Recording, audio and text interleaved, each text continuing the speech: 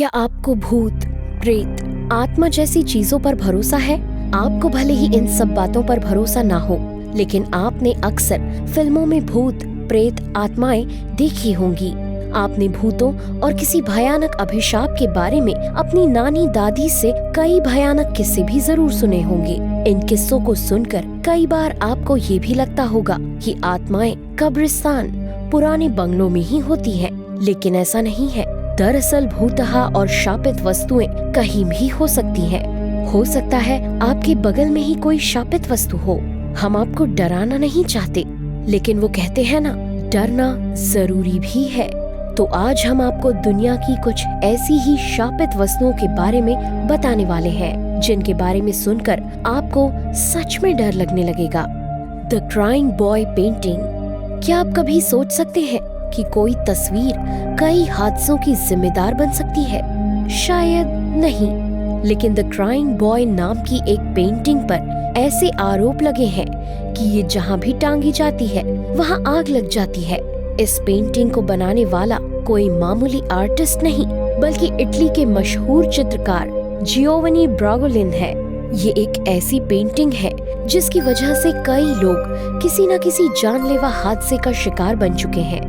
जियोवनी ब्रागोलिन ने साल 1950 में इस पेंटिंग को बनाया था। इस शापित पेंटिंग को जिस किसी ने भी अपने घर में लाया, उसका या तो घर जल जाता था या फिर कहीं और आग लग जाती थी।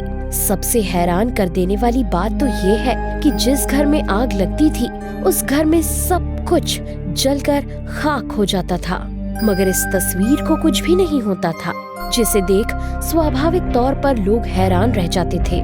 5 सितंबर 1985 में द सन नाम के एक ब्रिटिश अखबार की एक रिपोर्ट के मुताबिक एक फायर फाइटर ने इस बात का खुलासा किया कि वो जिस भी घर आग बुझाने के लिए जाते, वहाँ ये पेंटिंग मौजूद रहती।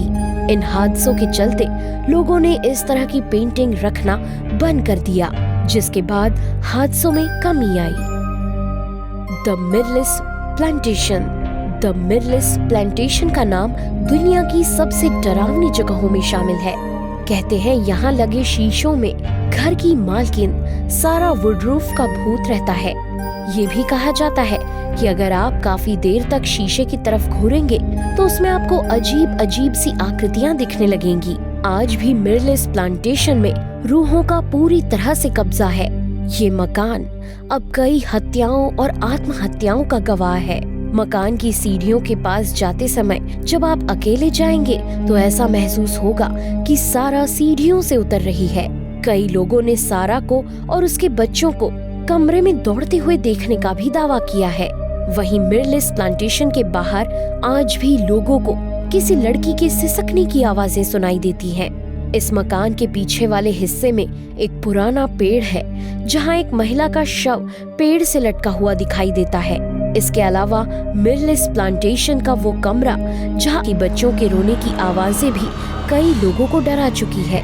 आज भी इस मकान की वीरानी में लोग रूहों के इधर उधर दौड़ने और पेड़ों पर हवा के साथ झूलने को महसूस करते हैं।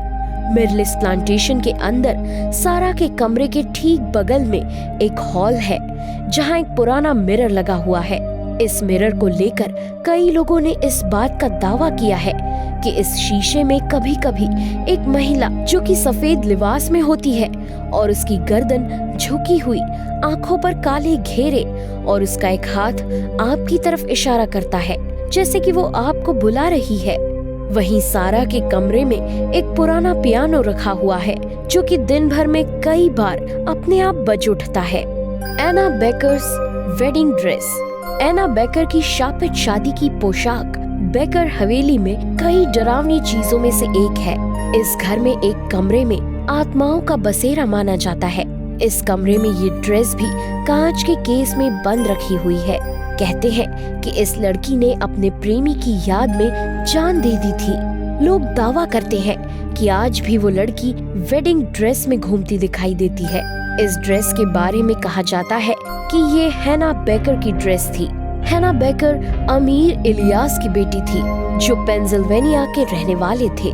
1894 में एना बेकर को एक लड़के से प्यार हो गया था और उसने ये ड्रेस अपनी शादी में पहनने के लिए खरीदी थी। लेकिन इलियास ने एना को अपने प्रेमी के साथ शादी नहीं करने दी, जिसके बाद एना हर रात ये ड्रेस पहनकर महल में नाचा करती थी। एना को अपने प्रेमी से अलग होने के कुछ दिनों बाद पागलपन के दौरे पड़ने लगे और उसकी मौत हो गई, और तब से ही ये पोशाक रात में लोगों को अपने आप हिलते और नाचते हुए दिखाई देती है। बेलकॉर्ट कैसल चेयर, ये कुर्सी थॉमस बसबी नाम के एक शख्स की थी। कहा जाता है कि उसकी इस पसंदीदा चेयर पर एक बार उसके ससुर बैठ गए थे। इससे थॉमस काफी गुस्सा हो गया और उसने उनका मर्डर कर दिया। इस मर्डर के कारण थॉमस बसबी को फांसी के तख्ते पर लटका दिया गया था।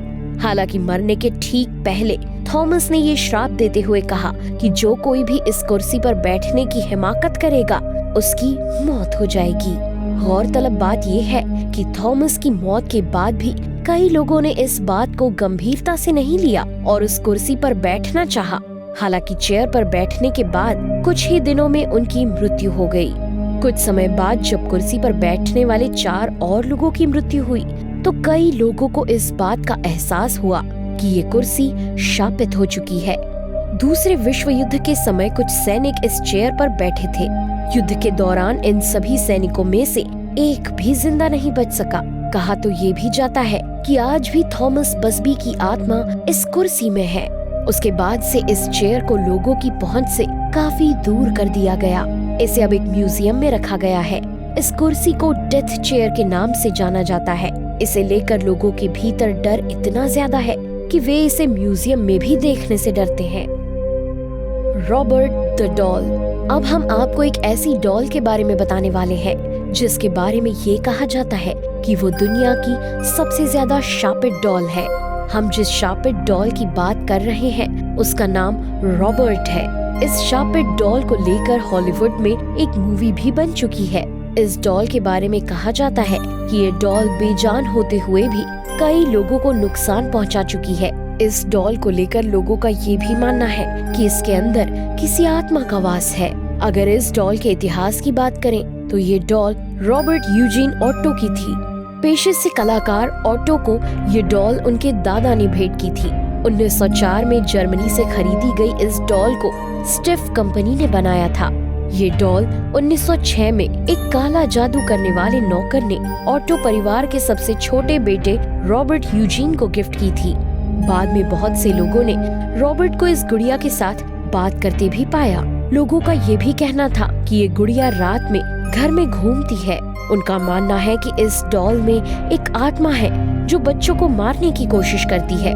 फिलहाल ये शापित गुड़िया फ्लोरिडा के एक म्यूजियम में रखी हुई है। एनाबेल। आपने इस डॉल का नाम कई अंग्रेजी फिल्मों में जरूर सुना होगा। इस डॉल को एक माँ ने अपनी बेटी डोना को उसके 28वें जन्मदिन पर 1970 में गिफ्ट किया था। तब डोना ग्रेजुएशन की पढ़ाई कर रही थी और वो अपने दोस्त एंजी के साथ एक घर में रहती थी।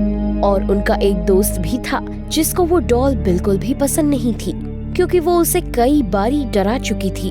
पर डोना उसको अपने से दूर नहीं करना चाहती थी।